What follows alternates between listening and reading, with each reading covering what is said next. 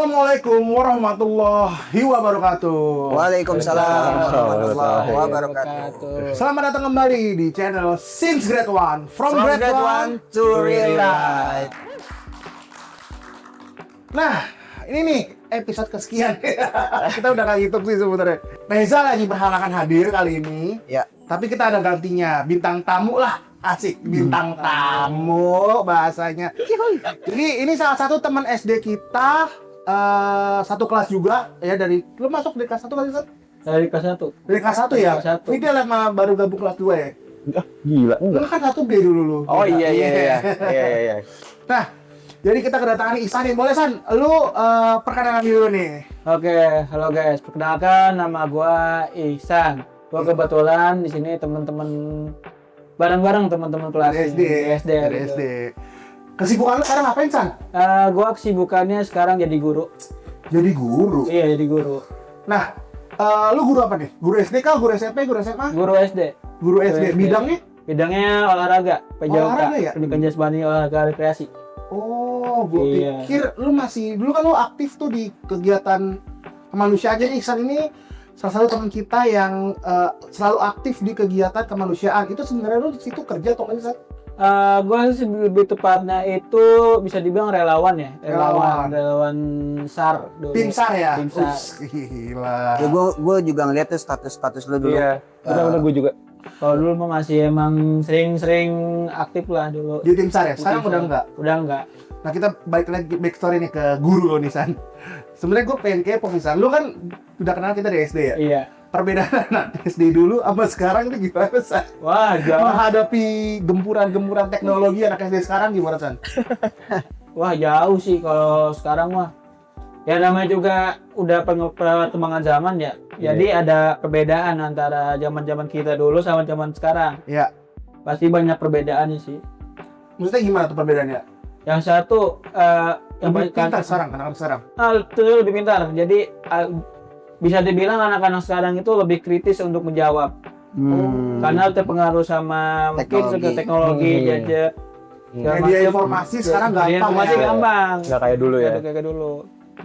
Gue agak kaget ya. Padahal gue ingat ternyata si Ihsan tuh dulu kuliahnya jurusan olahraga, Ihsan ya. Iya. Lu ngajar apa, San? Kasti gitu, San, ya, kayaknya. Macam-macam sih kalau di guru pendidikan, khususnya pendidikan kepada olahraga ya. Kan dulu di kuliah itu bisa masuk ke pelatih, bisa masuk ke manajemen olahraga karena gua basicnya guru, orang tua juga guru, makanya gua juga ambil di guru. Ya. Nah, ini sih Ihsan itu adalah anak guru yang ngajar kita. Halo Bu Vivi. Kita masih ngumpul Bu kalau nonton. Jadi ibunya Ihsan ini namanya Bu Vivi, dulu ngajarnya seni budaya ya, San, Seni ya? budaya. Kita dulu seni domelnya, Ihsan. Wah. Nah, salah. Tapi lo tahu gak kalau dalam makalah Arab itu, makalah Islam itu ya, ada ungkapan anak guru adalah guru. Jadi lu guru gue berarti, San. Ini guru.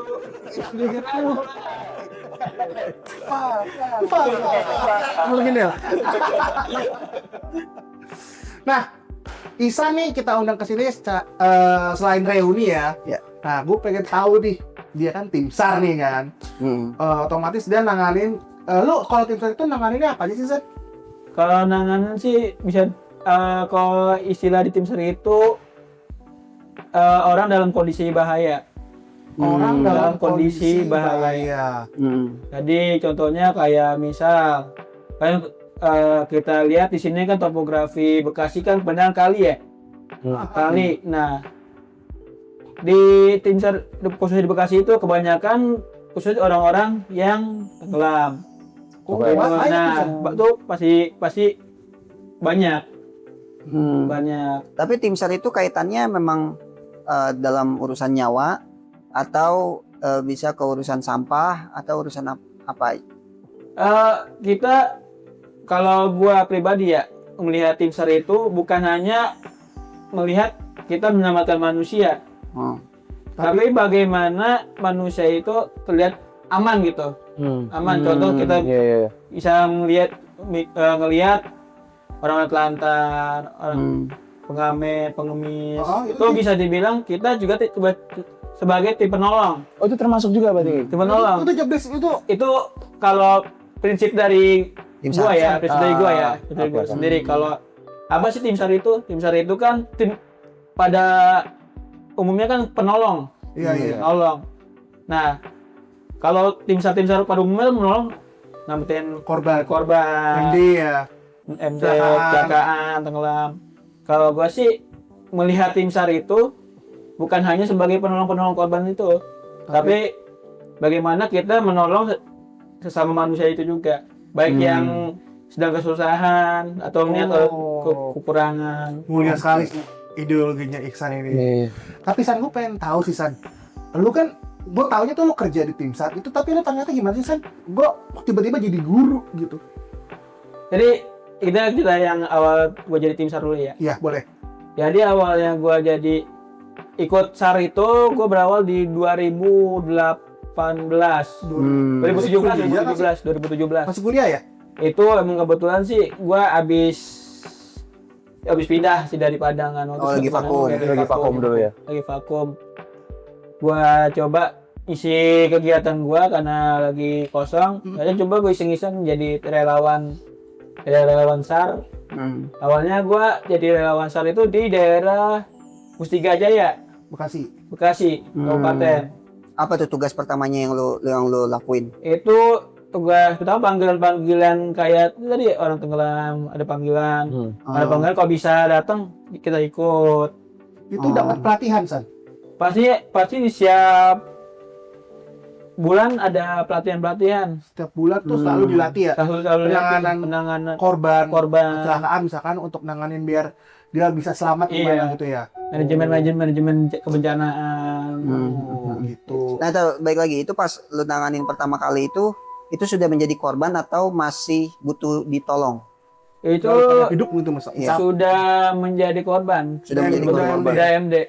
Itu gimana ceritanya tuh? Itu jenazahnya terperangkap apa tenggelam apa kita mencari jenazahnya atau gimana? Itu kebetulan gua pertama kali tugas evakuasi itu di daerah Mustika. Kabupaten Bogor. Oh, Kabupaten Bogor. Karena kan kita karena di Mustika Jaya itu masih deketan kan sama daerah Bogor, daerah Cibarusah. Nah, kita ke sana kan. Nah, kebetulan itu infonya ada orang yang tenggelam udah beberapa hari, udah 2 harian tenggelam, makanya kita cari.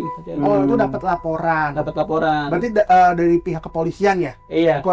Pihak kepolisian terus hubungi tim SAR untuk minta Iya. bantuan. Jadi masyarakat itu mau hubungin BNPB atau BPBD kalau daerah. Oh, awalnya itu Awalnya BPBD. laporannya. Nah, kita sebagai relawan SAR itu punya komunitas. Namanya itu kalau di bawah naungan BPBD dan SAR, tim SAR, Basarnas. Tadi itu namanya potensi SAR. Nah, potensi SAR itu yang itu ya komunitas kayak Relawan. relawan. Dan lu ada di barisan itu Iya, ya? ada bahasa itu. Oh, makanya potensi SAR disebutnya ya. Potensi SAR. Oh, namanya Iya. potensi SAR. Jadi lu bukan terdaftar sebagai Basarnasnya ya, Bukan. tapi Tapi sebagai relawan relawan. si SAR itu SAR. sebutannya. Iya, betul. Sorry kan, kalau boleh tahu untuk relawan itu sensitif sih, nggak apa-apa lu jawab Iya. atau enggak. Dibayar atau nggak sih? Tergantung sih, kadang-kadang ada aja dapat. Dari pemerintah dikasih atau gimana itu? Kalau ada pemerintah enggak. Gitu, itu kebetulan dari kas komunitas Oh, dari kas sendiri. atau enggak kita dapat penghargaan dari BPBD setempat. Oh, Berarti murni kerja sosial ya? Iya, murni relawan ya. Relawan. keren sih, shout out buat relawan-relawan SAR nih. Iya, SAR lagi, SAR. Nah, San, lu pertama kali dapat info untuk mendaftar sebagai relawan SAR itu kayak gimana sih, San? Dapat dari mana gitu? caranya? Jadi pertama kali gua dapat info tim SAR itu gua di Instagram sih tempatnya sih. Jadi open recruitment relawan SAR bla bla bla bla. Kebetulan lagi biasanya bisa bilang lagi gabut lah gitu kan, lagi bosen. Ih, keren gabut. Kemudian gitu. langsung sidang. Tapi keren sih, lagi gabut mikirnya kemanusiaan. Oke, lanjutkan. Lagi gabut kan, ya udah abang daftar aja, daftar. Akhirnya dipanggil, suruh datang ke sekretariatnya. Ya udah bisa apa? Tapi di interview kan, punya pengalaman apa? Kebetulan kan gua di sini sebagai yang hobi di kegiatan alam bebas ya. Oh, naik gunung ya. Gunung Kita ground gitu. Jadi jadi poin plus lah gitu. Ibaratnya udah pengalaman di medan-medan ekstrim. Iya, betul. Oke. Nah, buat teman-teman nih yang mungkin pengen menjadi relawan atau nanya-nanya sama Ihsan, bisa DM nanti Instagramnya gue taruh di deskripsi bawah ya. Gue taruh di deskripsi bawah, ntar tinggal klik. Atau sebutin Ihsan. Instagramnya Ihsan Nur Hafiz 02. Ihsan Nur Hafiz 02. Jadi buat kalian teman-teman yang gabut juga kayak Ihsan, mau dapat pahala yang sangat besar insya Allah, bisa daftar sebagai relawan ya San. Iya. Tapi nggak apa-apa tuh kalau misalnya mau tanya-nanya ke lu. Aman. Apa Feel free ya. Oh, aman. Feel free ya. Aman. Nah, Ihsan, itu kan kasus pertama lu tuh yang nolongin Di Kabupaten Bogor. evakuasi Iya. korban MD. Itu kondisinya gimana San? Lu pertama kali ngeliat itu kan? Itu kondisinya gimana? Awalnya itu agak kaget sih karena kan emang pertama kali lihat yang udah Oh sorry, bentuknya udah nggak ada. masih alhamdulillah waktu itu masih utuh, tapi emang karena dalam air kan, udah dalam air itu lembek. Ini statusnya laki-laki, perempuan, Laki-laki. dewasa, apa anak-anak? Laki-laki muda lah. Muda. Masih muda. Oke. Itu kondisinya lembek tuh. Udah lembek. Nah, pas diangkat evakuasi masih utuh. Masih Berarti ya? masih utuh. Ada bau kah atau apa? Itu kan pertama kali nih lo lihat nih. Kebetulan Yang lo rasa lah. Iya. Yang lo rasain. itu sih kayak awalnya kayak merasa geli gimana gitu kan karena kan emang masih awam jadi masih baru banget kan. Geli dan lama-lama oh begini rasanya, udah tahu kan. Ya akhirnya terbiasa. Tapi lo bisa tidur habis itu. Nah, itu awalnya emang sempat kepikiran terus beberapa hari. Oh, begitu ya rasanya megang Nempel mayat. ya. Iya. Masih nempel. Mungkin nitip ya dia. Aduh. Jadi lu yang ngangkatnya atau lu di bagian mana tuh pas pertama kali? Kebetulan gua di pas yang bagian angkat di daratnya. Oh dari darat lu Dari yang darat ambil. pakai ikan mayat. Tapi kan kantong jenazah ya. sempat iseng tuh. Penasaran kan pertama kali. Oh, begitu rasanya. Tapi muka semua masih jelas. Masih jelas. Itu kalau boleh tahu dia kenapa San? Udah pasti Pembunuhan kah atau biasanya untuk korban-korban meninggal di perairan itu, khususnya di sungai, di danau, itu biasanya orang-orang iseng biasanya sih. Lebih tepatnya orang-orang iseng yang berenang. Oh. Jadi Oke. hanyut anyut, Berarti. tenggelam. Nah, itu. pertama kali tuh San ya. Nah, itu case pertama lu berarti case ya? pertamanya Pertama, langsung ada orang MD di sungai Iya, betul. yang kondisinya sudah bengkak. Iya. Nah, mungkin San, lu bisa ceritain nih San, selama lu menjadi tim SAR yang kira-kira yang tuh hati lu lah atau yang menurut lu inget banget nih sampai sekarang. Iya, Entah yang itu- paling memorable. entah itu lu ngelihat bentuknya udah kayak gimana atau gimana gitu. Kalau gue sih yang paling memorable tuh ketika gue ngevakuasi anak kecil. Evakuasi. Evakuasi itu di yang anak wilayah? kecil. Ya di mana aja, Oh, di mana? kadang-kadang sering di wilayah Bekasi juga banyak yang sering. Oh, itu lu sampai sekarang kalau evakuasi Iya. anak kecil tuh masih ngerasa Iya. tersentuh ya. Karena ketika kita udah ngangkat, udah serahin ke orang tuanya, itu bener-bener berasa kehilangan gitu. Kehilangan. Apalagi kan kita ibaratnya di sini sebagai penolong, buatnya itu manusia loh gitu kan. Iya. Masih kecil lagi. Masih kecil, sama orang tuanya pasti pilu lah gitu. Itu korban MD juga tuh ya. Ada juga. Heeh. Itu mungkin kalau Mang Ihsan misalnya anak-anak kecil tuh dia lebih feel-nya tuh lebih kena, Lebih berasa. Tapi ada nggak yang lu bertugas evakuasi MD tapi gagal sampai sekarang nggak ketemu? Alhamdulillah sih kalau untuk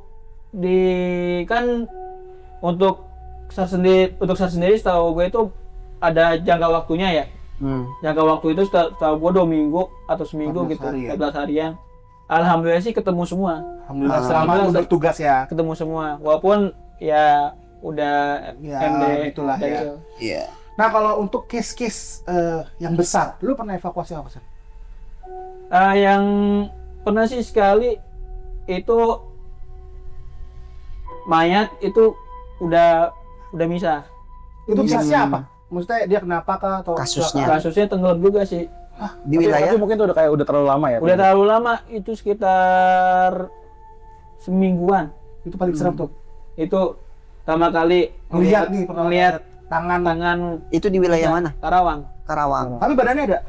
Badannya udah jauh, udah agak jauh. Tapi Oh, ada. berarti kepisah-pisah Ada, gitu. kepisah. Kondisi badannya gimana? Kondisi badannya lembek, udah benar-benar hancur lah. Udah kalau yang pertama kan itu kan masih utuh karena masih beberapa hari kan, itu mungkin kalau itu sudah sekitar semingguan. Oh, itu case pertama lu yang melihat orang yang Udah bentuknya hancur. udah nggak berbentuk ya, Udah, saya iya. kisah-kisah. Atau kalau misalkan kasus-kasus besar entah kecelakaan atau pesawat kah atau kereta, itu lu pernah nggak sih? Pesawat pernah. Pesawat pernah lo nanganin? Yang 2018 tuh di Karawang, yang Lion Air JT berapa gitu lupa. Iya, yang jatuh di Karawang ya. Nanganin Iya. yang baru take off ya? Yang baru take off, Baru take off nggak lama. nggak lama langsung jatuh kan di perairan Karawang. Pagi itu kan langsung ya? Pagi. Itu gimana, Sar? Gua nonton dari TV Iya. aja ya.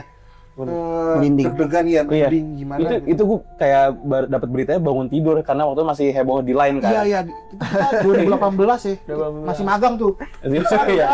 Jadi tim SAR. Di gitu besar. Gokil. Itu gimana, San? Lu Jadi evakuasi? itu pertama kali dikabarin sama komandan, kan ada komandan di kelompok gitu ya. di grup WhatsApp. Jadi siapa aja yang bisa turun ke Karawang ke operasi Lion Air itu. Kebetulan gue bisa, ada langsung berangkat sendiri Karawang kan. Langsung koordinasi sama kepala Basarnasnya, komandan Basarnasnya di situ. Jadi gue masuk tim Dibagi. dibagi. Itu selama 5 hari di situ. Lu di bagian mana? Yang nyelam kah atau yang Di bagian perahu karetnya yang Perahu karet. patroli putar? Iya, boleh putar. Itu 24 jam tuh, San. Enggak, jadi kita itu kalau operasi SAR kalau gelap udah harus Pulang. balik ke posko. Nah, Oke. boleh ceritain, San, pas evakuasi pesawat tersebut Iya. itu gimana, San? Itu benar-benar pengalaman terbesar sih, ya dibilang. Selama lu menjadi Iya, SAR. karena kan selama gua di SAR jadi relawan SAR itu gua biasa nanganin yang Satu orang kali tenggelam gitu ya. Iya, kalau itu kan benar-benar kecelakaan Iya. Besar. Iya, berita besar, nasional. berita nasional, gimana? Nah, pasti lapangannya itu, pasti benar-benar di tengah laut. Hah? Itu benar-benar kayak tumpahan-tumpahan minyak, terus barang-barang Serak. berserak semua. Ada pernah lihat sekali itu bangku pesawat, nah itu tangan lagi nempel Di bangku di itu. bangku Di kokpit. Tangan aja. kok Bukan di tangannya bangku aja. pesawat kan? Iya, Bangku. Penumpang. penumpang begini. Jadi ini Tangannya doang. Kok bisa nempel sih, San? Keselip. slip. Jadi kayaknya itu udah karena nggak ngeri juga sih, itu nempel aja posisinya, nempel. Itu lo ambil tuh. Ambil. Pokoknya di situ sama barang-barang yang dicurigakan selama itu masih berkaitan dengan pesawat Harus ambil. diambil-ambilin. Apapun itu ya. Apapun itu, Sekecil itu. mau baju, sepatu, mau Ya, apapun itulah, lah ya. depan itu Iya, lah. iya, iya. Anggota tubuh ya. Iya. Nah, terus lu nemuin apa lagi, San? Yang serem di situ tuh, San? Paling banyak sih baju-baju ya, baju-baju Korban. korban, baju-baju pramugari. Tapi garbannya udah nggak ada. Maksudnya apa Udah Udah tenggelam. tenggelam kan, karena kan air asin itu tahu gua lebih sensitif, sedih ya. lebih sensitif. Yang di Kalau udah tenggelam itu udah nggak bisa ya. Udah lebih terurainya lebih cepat, Iya. Oh. Karena udah ke bawah ya. udah ke bawah. Jadi, yang angkatnya daging gitu apa gitu. Bisa jadi daging, organ-organ. Dia udah nggak. Ada yang utuh nggak sih? Nggak ada ya gitu ya? Jarang. Yang di pas Karawang itu. Karawang itu ada yang Mungkin utuh nggak? kalau di posko yang di Priok ada ya. Kalau di Karawang sih Karena kan ada dua posko. iya 2 posko di Priok sama di Karawang. Nah, yang barang-barang yang semuanya korban itu dimasukin ke posko Tanjung Priok. Jadi dikumpulin di Tanjung Priok. Yang di Kerawang? Jadi yang di Karawang itu cuman untuk posko pencarian. Posko Oke. pencarian aja. Jadi begitu kita udah mendapatkan sesuatu barang di sana, kita taruh di kapal, ada kapal khusus untuk naruh barang itu. Oke. Cuman itu pengalaman pertama lu gimana sih saat pertama kali datang ya? Iya. Terus, Iya. Betul. aduh ini nih yang diberita. Pasti udah hektik banget kan tuh di sana. Ya ngeliat TNI, orang-orang SAR, relawan tuh kayaknya wah kayak bangga tersendiri gitu. Ya jadi bagian-bagian orang-orang hebat itu. Orang hebat Iya itu. sih, gue kalau jadi Islam sih bangga Iya. juga ya. Tapi isunya katanya, apakah benar ada yang ini gue isu ya Iya. quote on quote. Ada katanya ada yang masih hidup, tapi Baru meninggal. iya meninggal. Maksudnya di perairan itu ada yang masih hidup, tapi maaf sudah anggotanya ada yang terpisah, cuman masih hidup gitu. Itu sih kalau itu Gak denger. nggak dengar ya. Itu kan mungkin di posko yang Tanjung Priok itu ada. Cuman kalau untuk yang di Karawang Yang lu temuin itu nggak ada. nggak ada. Kalau yang udah lu temuin udah benar-benar dead body aja. Iya, mungkin mungkin itu pas gue udah balik ke Bekasi ya. Oh iya. Karena kan bergilir Bergilir sip-sipan. Misalnya gue berapa hari, ntar temen gue berapa hari lagi sana. Sorry, tapi itu kan udah lama yang di laut ya mereka ya. Amis gitu atau gimana? Amis sih pasti kan amis air laut. Kita Udah nyampur semua kan. Udah nyampur, berarti udah nyampur, apa ya? udah nyampur, pasti udah nyampur begitu. Bahkan amis dari tubuh, amis sama air laut, darah, itu pasti nyampur. Berarti yang lo temuin itu untuk potongan di tangan itu yang paling Iya. serem ya? Di apa namanya? Bangku pesawat. Dia lagi genggam gitu kalau gimana? Pokoknya dia napak itu nempelnya gimana? Bukan napak, gak nyempil, nggak apa nampak. Tapi utuh tangan. Misalnya utuh gini, utuh Itu cuman segini doang. Jadi kayak kursi ini tangan gini ya. Iya, nempel Badannya udah nggak ada. udah nggak ada. Jadi itu ceritanya pesawatnya meledak di langit ya. Infonya sih gitu. Oh, berarti Infonya kan hancur dia. hancur. Ada yang bilang itu meledak di langit, ada yang bilang kesalahan sistem mesin. Itu yang langsung diinvestigasi kan, yang langsung di ground semua tuh Iya. pesawat apa Ya, sih? Boeing. Wing Ya, Boeing. 737 Max apa sih kalau? Max ya. Iya, Langsung di ground semua langsung di itu ground semua. Gitu. Nah, San, ada nggak kejadian mistis yang lo alami ketika Ini, tim SAR. ya menjadi relawan Relawan tim SAR. atau mungkin di bagian yang paling besar itu di bagian penyelamatan pesawat itu, atau mungkin di bagian yang lain? Ada sebagian yang lain itu pas kejadian itu kebetulan dekat rumah. Bekasi. Di Bekasi di Babelan tahun kemarin itu benar-benar dekat rumah. Mungkin kalau dari rumah itu sekitar 3 menitan jarak dari rumah gua ke lokasi kejadian. Oke. Kan kebetulan kan karena gue pengen deket situ, gue dipanggil langsung sama komandan. Itu kalau nggak salah tuh korban itu anak kecil juga, bisa 2 orang atau 3 orang gitu. Apa ini kasusnya? Tenggelam juga di Oh. kali Bekasi. Jadi itu dimimpiin. Dimimpiin. Setelah atau sebelum? Jadi gua datang, gua bantu nyari kan, belum ketemu. Nah malamnya itu gua balik kan tidur, tuh gua dimimpiin. Katanya itu minta tolong, bang, tolong bang. Gua orang nggak kenal ya, siapa ya gitu kan. Tolong bang, gue nyangkut di akar di bawah pohon. Gue percaya, gue kan orangnya percaya nggak percaya. Ah masa sih, ya kan. Nah kebetulan dua harinya ada seorang bisa dibilang pemuka agama lah yang bisa ngelihat itu kayak di bawah akar nyangkut. Wah berarti sesuai dong sama mimpi. Wah apa bener nih? Pas dicek kan ada namanya kalau teknik blender itu pakai mesin, kapal tahu mesin gue. muter-muter itu, Muterin, muterin, nanti nanti naik kan. ngangkat. Iya. Gitu. Ternyata belum ketemu kan, akhirnya dipakein tim penyelam, benar nyangkut di akar Di satu akar. orang. Satu orang. Akhirnya anak ketemu. Yang satu lagi itu gua nggak ikut sih, nggak ikut karena ada kegiatan lain. Jadi infonya itu sekitar 1 kilometer. Dari situ. Dari Ke situ. jarak yang sebelumnya. Iya, Tapi pas lu dimimpiin itu mukanya sama nggak dengan yang lu angkat? sama Anak itu berarti. anak itu, anak itu Iya. Tapi abis itu udah lu nggak dimimpiin lagi sama dia. udah nggak mimpiin. Lu kebayang muka itu ya? Masih kebayang, sampai sekarang masih kebayang, oh dia nyata masih kebayang. Dengan baju yang sama. Baju yang sama, perawakan yang sama. Itu anak itu sekitar umur 10 tahun lah, 10 tahun lagi. 10 tahun, laki-laki. Damn. Dia main nih berarti ya? Lagi main, Hanyut ya? lagi hanyut. Nah, buat yang punya anak, tolong dijaga ya. Apalagi yang rumahnya dekat bantaran sungai, kali. Ini gila gua Iya, semua. cukup ini sih Iya. agak mencekam sih hati gua. Iya. Sama.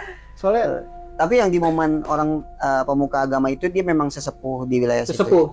Dia Dan emang itu banyak loh kejadian-kejadian gitu yang gue juga lihat di berita, ada juga yang di daerah Bogor sesepuh gitu ngelihat kayak merasakannya ada di akar, ada di sini, nggak tahu pas dicari itu benar, iya gitu. berarti tuh anak kecil kayak nyari diri dia sendiri ya. Maksudnya kayak kasih tahu nih gue di sini loh.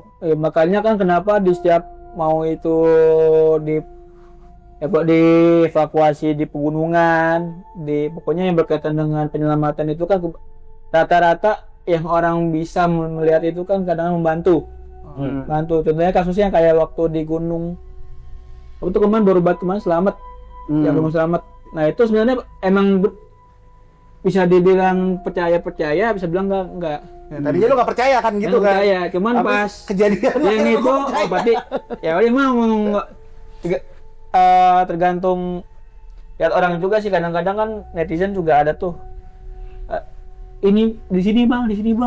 Oh iya. Ya, makanya kan kadang-kadang kalau ada orang begitu di komentar misalnya di TikTok kan ada yang Sebagai masukan juga ya. masukan, coba ke sana gitu. Pasti setiap komen gue bahas komen, coba ke sana kalau emang benar. Kalau nggak terbukti kan berarti bohongan. Asbun aja. Asbun. Itu cerita pertama, cerita kedua San. Tadi kan lu bilang punya 2 cerita tuh San. Kedua itu pas kejadian di Cikarang, Itu tenggelam juga. tenggelam juga. Itu gimana San? Hampir mirip sih sebenarnya ceritanya sih. Jadi lu Dimimpiin Iya. juga. Tabakin. Ya minta tolong mimpi lewat mimpi gitu. Tapi itu kan di Cikarang, itu berdua sama temen di motoran tuh dari Cikarang ke situ kan, dari Cikarang ke Balen ke rumah. Pas hujan mati lampu.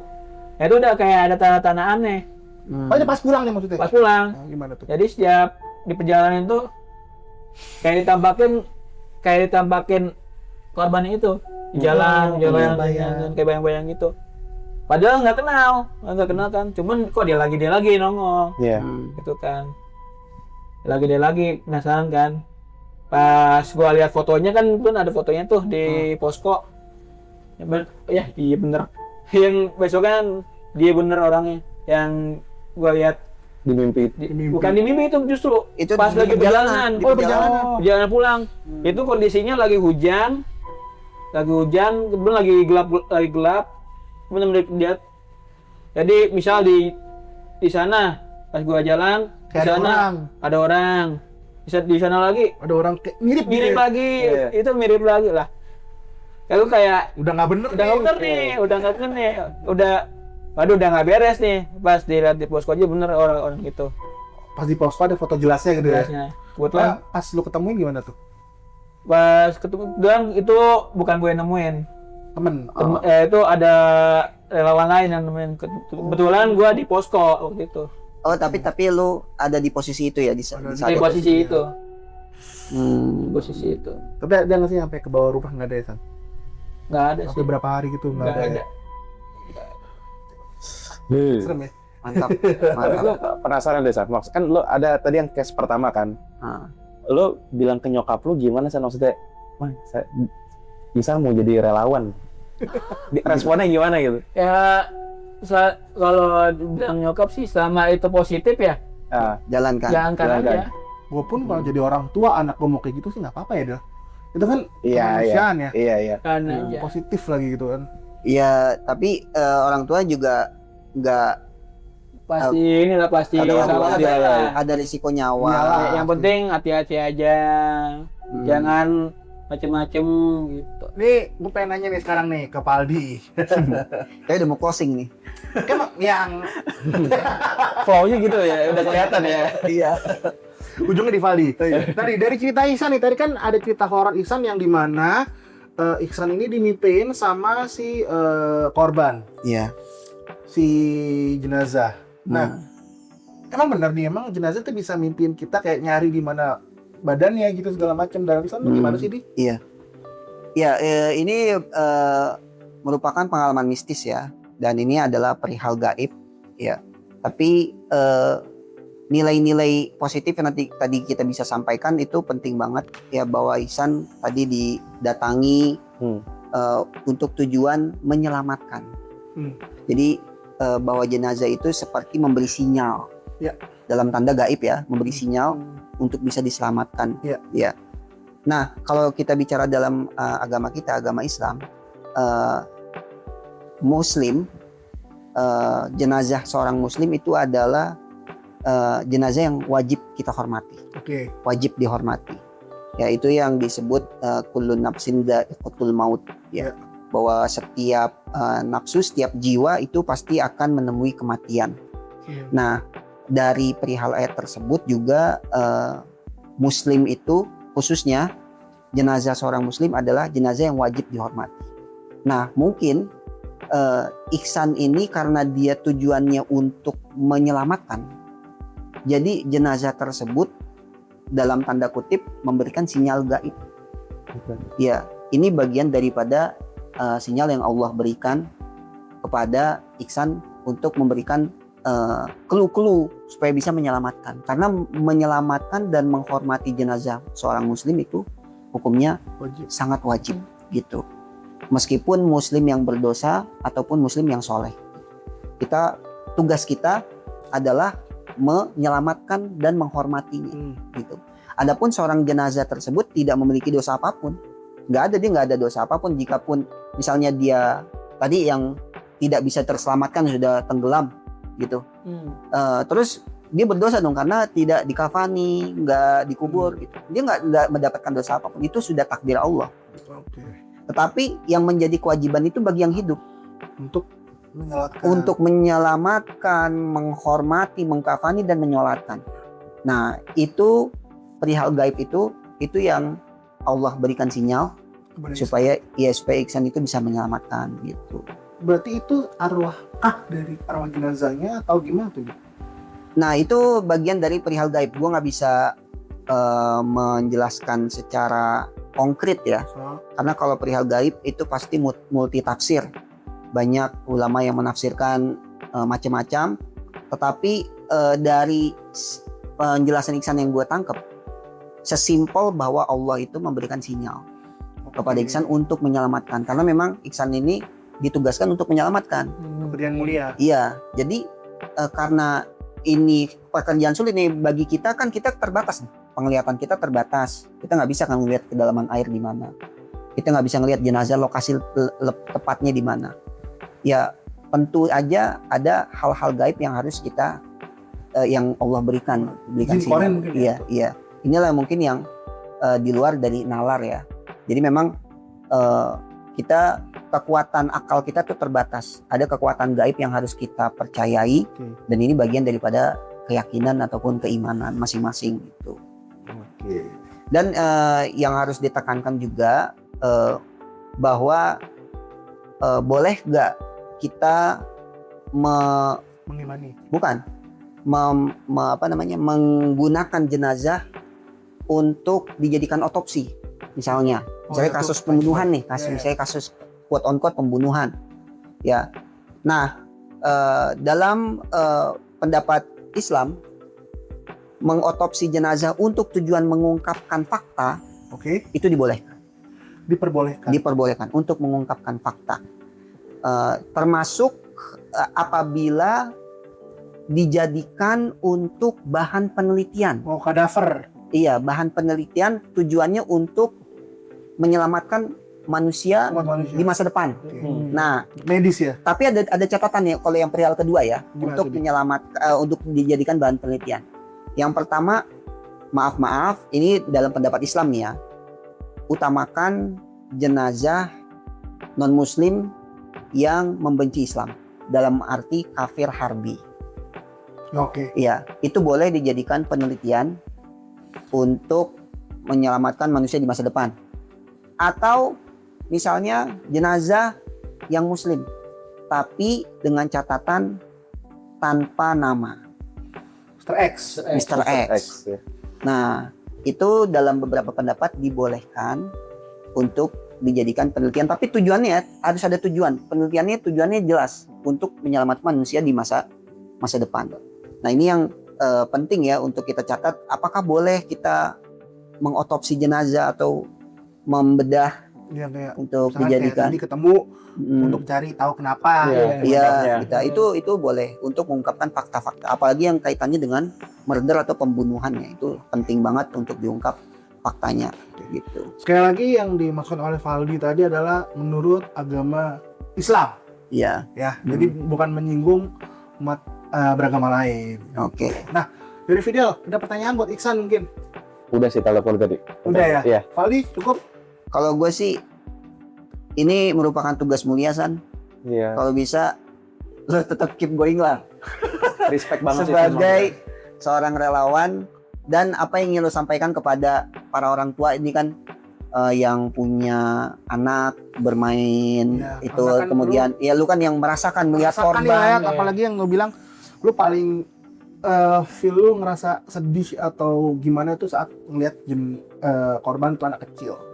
Ya, untuk menurut gue ya, untuk sebagai saran gue sih untuk para orang tua ya, terutama di lingkungan-lingkungan yang benar-benar ekstrim lah, yang banyak topografi alami itu berkaitan dengan sungai atau jalan raya, pokoknya sebisa mungkin lebih dijaga agar tidak terjadi hal-hal yang tidak diinginkan. Karena kalau misalnya udah terjadi, Ya, disalahkan ya. siapa disalahkan gitu kan. Iya. Gitu. Mungkin itu sih pesan dari Iksan. Untuk pengalaman Iksan kali ini sih seru banget ya. Iya. Dari mulai pertama kali Iksan terjun, gimana dapetnya, sampai pengalaman mistis, itu semua kita dapat. Tuh. Oke, San, ada Oke. lagi yang mau disampaikan ditutup? Ya itu aja sih. Nah, sekian dulu episode kali ini. Nextnya kita akan bedah nih pekerjaan-pekerjaan teman kita mungkin yang lain. Oke, gua Yoga, Gue Valdi. Gue Isan. Gue Fidel. kita dari Since Grade One pamit. Bye-bye. Assalamualaikum.